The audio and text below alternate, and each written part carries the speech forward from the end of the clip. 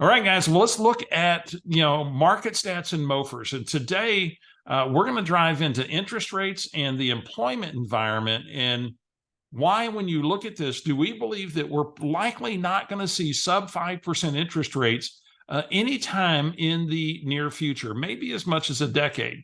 In the next two installments, we're going to address interest rates, and we call this market stats and MOFIRs. And again, Gary tells us it's the agent who has the right message that's going to win, combined with the right MOFIR. What's MOFIR? Making offer for immediate response.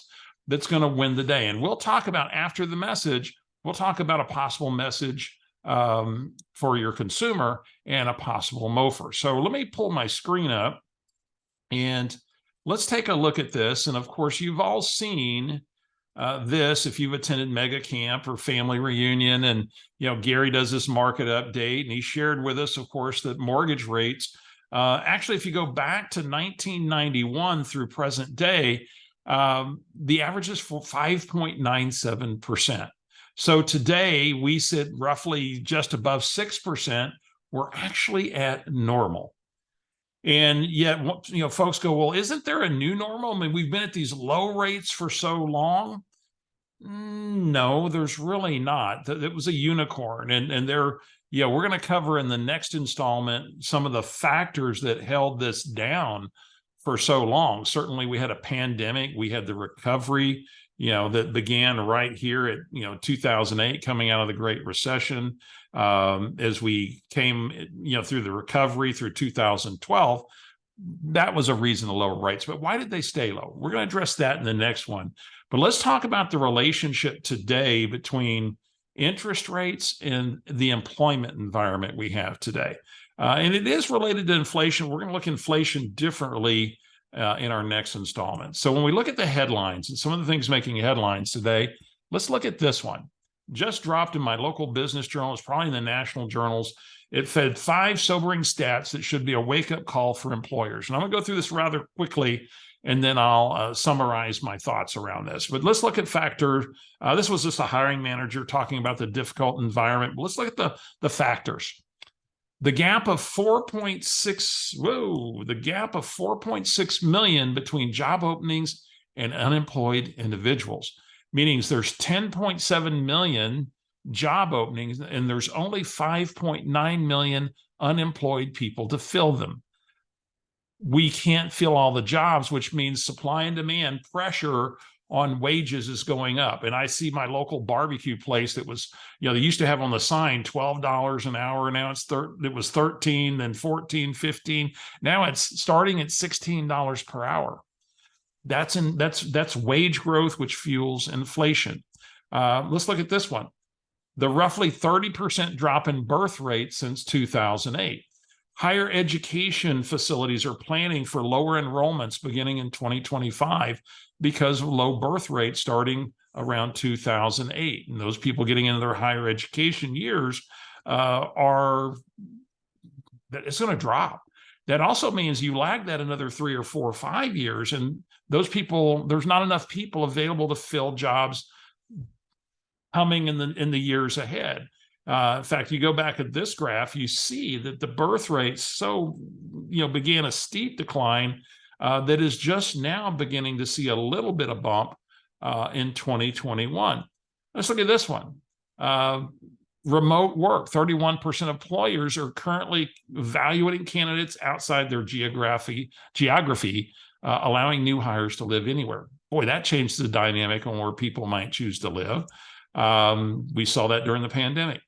4.1 average raise plan for 2023. Now, it's not quite up with inflation, and yet we're seeing the pressure on wages, and most people are seeing wage increases. Then here's a big one. The 1.7% drop in earnings for employees who stayed put. But that's not the big issue. Here it is. The median worker who changed jobs between April 21 and March 23 saw an increase of 9.7% in real earnings. Real earnings, that means when adjusted for inflation. The median worker who stayed put experienced a 1.7% decline in real earnings. And that doesn't mean they didn't have an earnings increase. It was just 1.7 7% short of keeping up with inflation. So the environment is out there, the competition for job, the low employment base in terms of available workers means we've got a lot of pressure on salaries. And so when we look at all this, what does this say? You have more wages coming into the economy. You have people employed. We just saw a jobs report with last month over 500,000 jobs added when they were expecting less than half that. And we're in an environment where the consumer continues to stay strong. And we're going to talk about why that is in our next drop on market stats and MOFIR. So keep an eye out for that video. And yet here's the message that we need to give our consumers. Right now is a window of opportunity. We've seen a dip off of 7+ to right around 6%. And as inflation, and salaries continue to do their thing, could this be kind of the dip and it's likely to go back up? It could. But here's the big opportunity. Right now, you've got builders, you've got the real estate market willing to negotiate. And if you can use some of the mortgage hacks like 3-2-1 buy downs or 2-1 buy downs, or just a straight buy down the mortgage from 6% to 5%, over the term, you can negotiate those deals right now.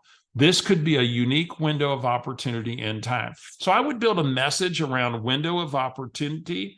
Rates may never be lower in the next 10 years. And right now, use the ability to negotiate to buy them even lower. Maybe the message is, did you know that you can get a 5% mortgage today? And then the MOFIR is, if you have any plans to buy a home in the next 12 to 24 months, please contact me for a no obligation strategy session.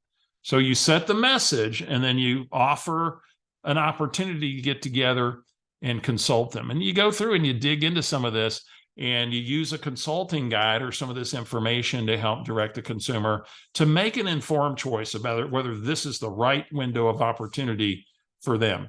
All right, that's it.